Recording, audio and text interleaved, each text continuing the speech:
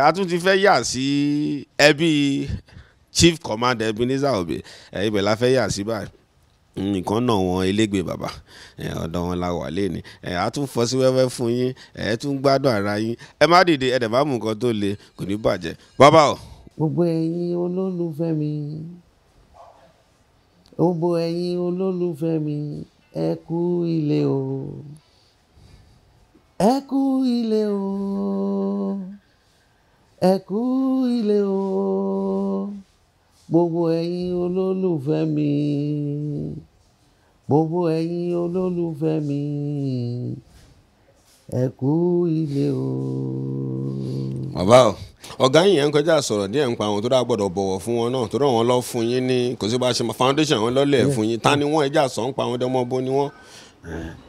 James Dayọ̀sìn ọ̀gá mi tó dá ọmọ Ayétòrò Èkìtì ọmọ Èkìtì ó dẹ̀ ti wá sí i oníjùjú dẹ̀ ni wọ́n. ó ìwà Kétu ló wà àdọ́dọ̀ wọn tó dáa gbọ́dọ̀ bọ̀wọ̀ fún wọn ẹ ṣe bàbá ọdún mélòó lò pẹ̀lú wọn báwo ni ìrìn àjò tí ń ṣe wá jẹ́ tẹ́tún ṣe wá tẹ̀síwájú. mi lè sọ specifically ọdún tí mo lò pẹ̀lú wọn ṣùgbọ́n gbà tí mo lò tó ọdún mẹ́ta àbí mẹ́rin lọ́dọ̀ wọn so mo ṣe àwọn ọ̀rẹ́ mi kan tájọ wà ní báńkì láti dọ̀rẹ́ wọn wá ní Akin gbọ́ kí n wá jọyìn báńkì kan wọ́n ní báńkì wọ́n lórúkọ yìí jẹ́ Tony Adex mo ti mọ a máa ń pàdé ní tí wọ́n ní kí n wá jọyìn pé owó wà ń bẹ̀ ju bí lọ ẹtí bí dá owó báwo kì í ṣàwá try ọ̀rẹ́ mi yẹn ó ní ìjẹ́ bí kí n try ibòmíì náà kó ní lórúkọ ó ti kú sí Amẹ́ríkà kọ́ lọ́hùn fọ́rùn kẹ́ bí mo ṣe lọ́rọ̀ kẹta. ẹ darapọ̀ mọ́ ẹgbẹ́.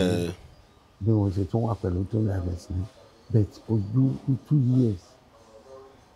orin lẹ́ ń kọ pẹ̀lú ọ̀rọ̀ ẹ̀ ń gbérin gbà yẹn náà ni. kò ju bí 2 years or 2 years 2 years no mi lò ju bí 2 years lọ́dọ̀ ni wọ́n tún wá ní animity ní Maryland níbi tá a ti máa ń ṣeré lótẹ́ kan mo kàn dédé rí tọ́gà wa dé wọ́n ní Akin dìde mo dìde wọ́n ní òun gbọ́ pé ìgbà yẹn Ṣàṣínà Adéwálé wọ́n ti jà wọ́n ti lọ lọ́tọ̀ọ̀tọ̀ so òun gbọ́ pé òun lọ ń bá Ṣẹ́gun Adéwálé ṣe practice ìgbà yẹn mi kiri Ṣẹ́gun Adéwálé rí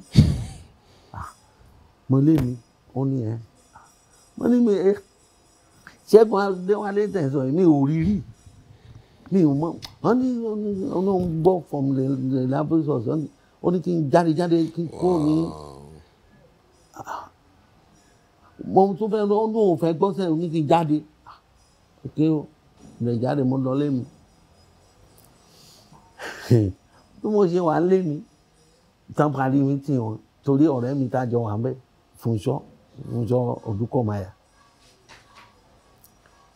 ló kàn dédé kanlẹ̀kùn mi ní Akin mo ní Fúnṣọ́ báwo ni practice yìí òògùn kan tọ́ga yín sọ ni ó ní kí wọ́n máa dọ́gà lóhùn ó lóhùn wà lọ́dọ̀ àwọn iṣẹ́ gan rẹ̀. kò mẹ́ni tó jẹ́. ó lóhùn wà ń bẹ̀ ó ní wọ́n kàn. àdàpọ̀ mọ́ra wọn. ó ní tó bá di ọ̀la ó ní àjọ lọ sí ọ̀dọ̀ Ṣẹ́gun Adéwálé ó ló mọ̀ ó ló dáhùn lójú pọ̀ máa gbà mí bá ṣe lọ mi bí mo ṣe dé bẹ́ẹ̀ Adéwálé ṣe sáyẹ̀nsì bí mo ṣe tún join báńkì Ṣẹ́gun Adéwálé. bàbá mi ẹ jọ ìṣẹ́jú kan gbogbo bẹ́ẹ̀ ṣe ń sọ pé ẹ̀ ń lọ Tony Adex ọ̀dọ̀ bàbá Ṣẹ́gun Adéwálé ṣẹ́kàn ń darapọ̀ mọ́ wọn bẹ́ẹ̀ ni kò sí bóyá ẹ ní ọ̀rọ̀ kankan tẹ́jọ sọ àbá agirimẹ́ǹtì kankan ẹ̀kọ́ ọ̀run akàn ni ó yá máa bọ̀ náà ni. kò sí agirimẹ́ǹtì láàrin eléré ńgbà yẹn kò kò sí agreement interest làwa fi ń ṣeré làwa fi nígbà táwọn ṣe music àwọn expect owó gan ìfẹ́ la fi ń ṣe pé passion you understand a ní passion fún iṣẹ́ yẹn so ló jẹ́ kí ló jẹ́ so ó ti wá jẹ́ kí àwa band members ká gọ́. Ẹ wà pẹ̀lú Ṣẹ́gun Adéwálé bàbá gbà yín ṣẹjọ ṣe rẹ́kọ̀dì pẹ̀lú wọn. Ṣẹ́gun Adéwálé mo wà lọ́dọ̀ ẹ̀ gan-an láti first record wa gbọ́rọ̀ mi lò endurance. A jẹ́ pé mọ ẹ̀gbọ́n wa 1000 wire nìyẹn. Èmi mo mú 1000 wire lọ sí ọ̀dọ̀ Ṣẹ́gun Adéwálé. Torí àwa pẹ̀lú àwọn náà bíi ọ̀sẹ̀ mélòó kan sẹ́yìn. Èmi mo mú 1000 wire. Ó ìpè mí lẹ́yìn. Ṣé ẹjọ́ travel nìyẹn àbí? Torí ìdàgbé Ṣẹ́gun ẹjọ́. Àjọrin àgbáyé Ṣẹ́gun Adéwálé.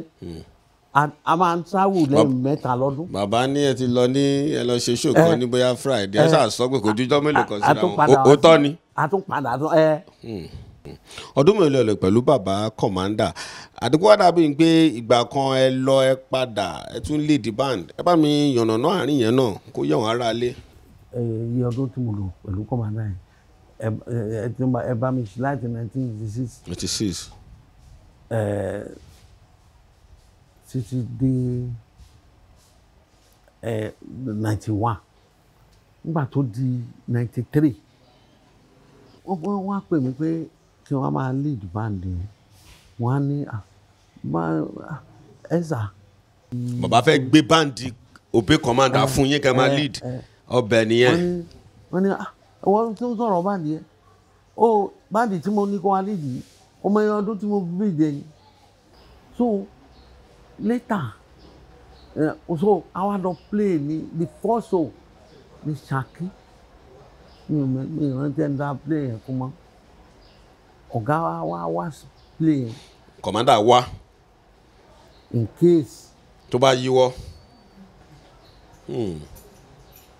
Àwa bẹ̀rẹ̀ torí pé tẹ́lẹ̀ náà mo máa ń lead wọn báńdì rẹ̀ kọ́ ló di pé òun náà ló push mi kúrò pé fans wa kan ó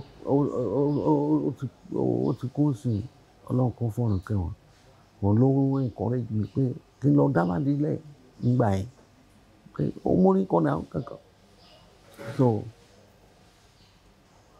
ọ̀gá wa mọ̀ pé mo mọ ní kọ̀bẹ̀tì ó kàn fẹ́ witness pé bí ó ṣe máa. Báwo ló ṣe máa lọ sọ wá Ṣakí ń gbà yẹn. Wọ́n á Ṣakí bẹ́ẹ̀ àwọn bẹ̀rẹ̀ bá ṣe bẹ̀rẹ̀ ní ìmọ̀gbà tó ga wa lọ torí wọ́n ti wà please